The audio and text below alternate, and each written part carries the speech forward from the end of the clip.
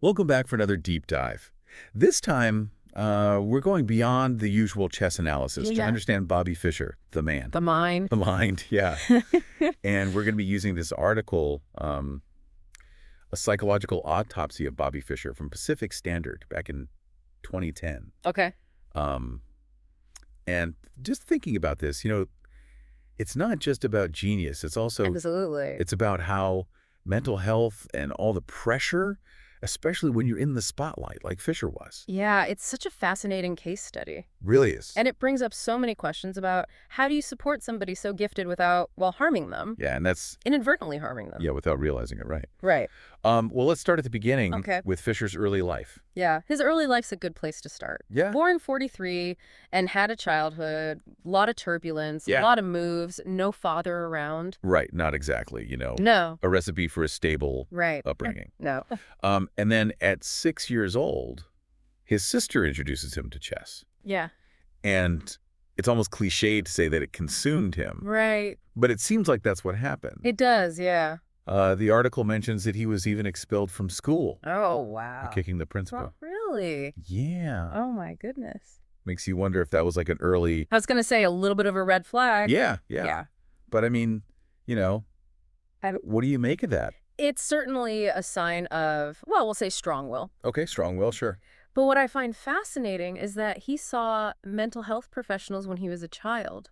But this is the 40s and the 50s. Right. Mental health was looked at very differently then. Completely different. Yeah, and you wonder what would have happened with, early intervention. It's like a what if, right? Totally. Yeah. Sliding doors. Totally. A completely different path. If only, right. Right. Okay, so his mother, Regina Fischer. Okay. Quite a character herself, right? Yeah. Single immigrant mom, facing financial hardship, but still dedicated to her kids' passion. Absolutely. And later in life, she goes and gets a medical degree. Wow. And a doctorate.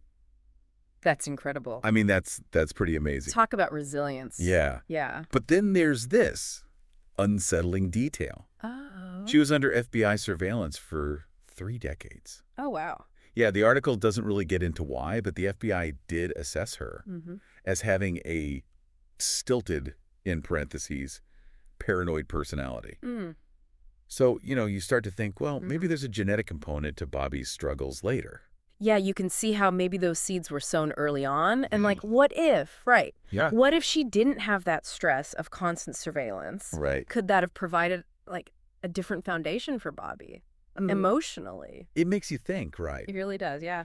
And on top of all of that, we have accounts from other grandmasters like Tal, Byrne, describing Bobby as, and I'm quoting here, not normal. They saw firsthand his social awkwardness, his eccentricities. I mean, yeah, and there's that incident where he bit another player.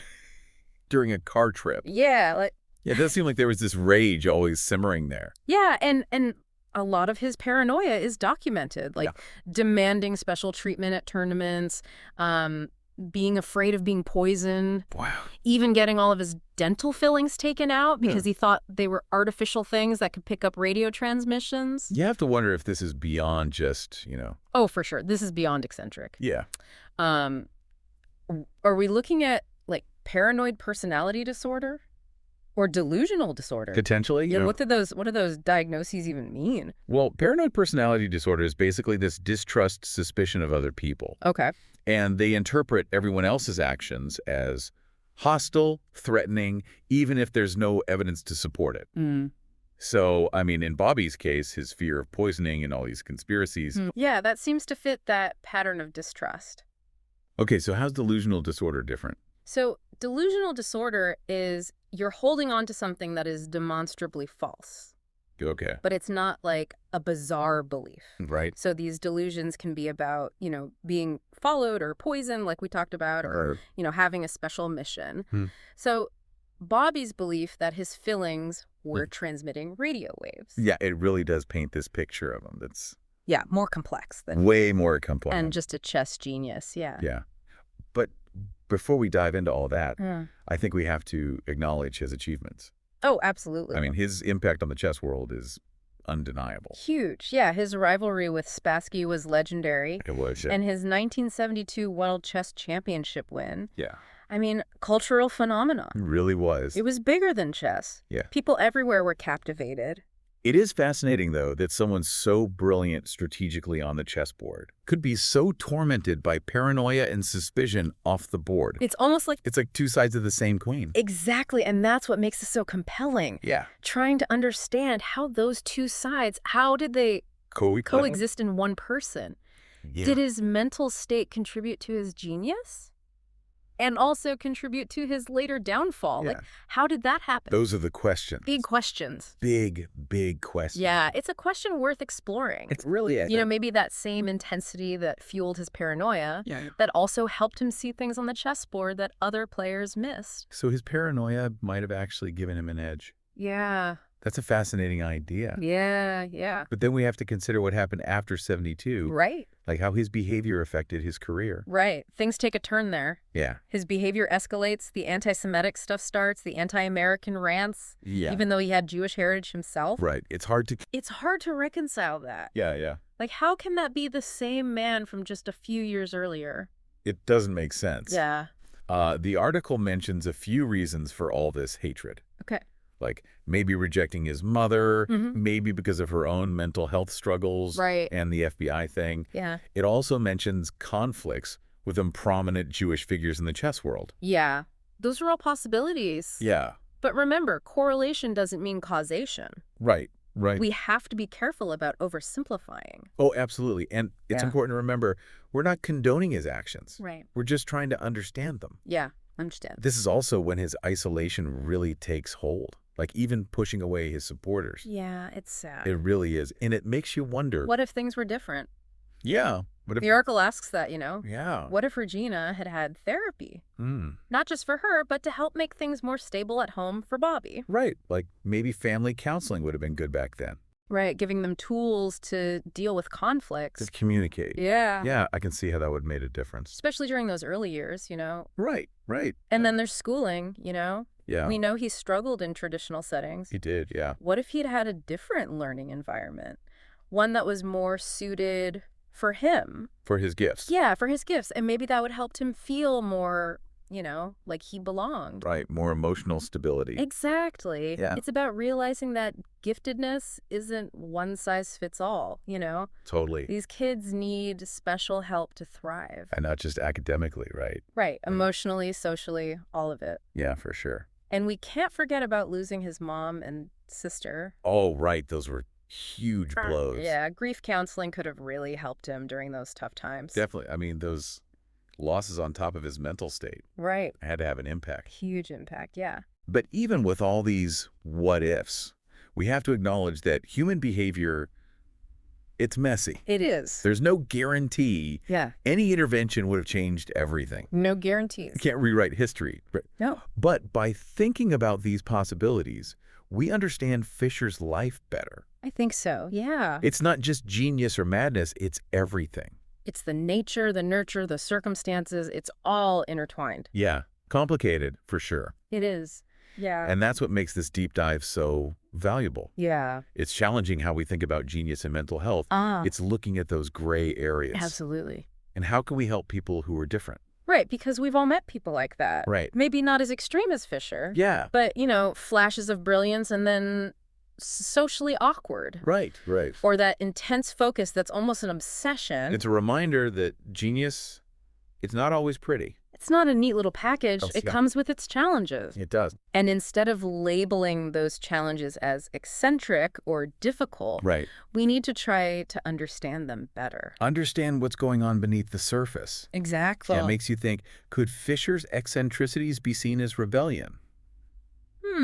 Interesting. Was he pushing back against, I don't know, societal norms? He could have been, yeah, maybe consciously or unconsciously. Yeah. He was saying, hey, I'm different and I don't fit in your box. And did his genius isolate him, or did he choose isolation? Yeah. It's like, which came first? It's a chicken or the egg thing. Right. I mean, did focusing so much on chess lead to him withdrawing socially? Right. Or did needing to be alone make him focus more on chess? Right.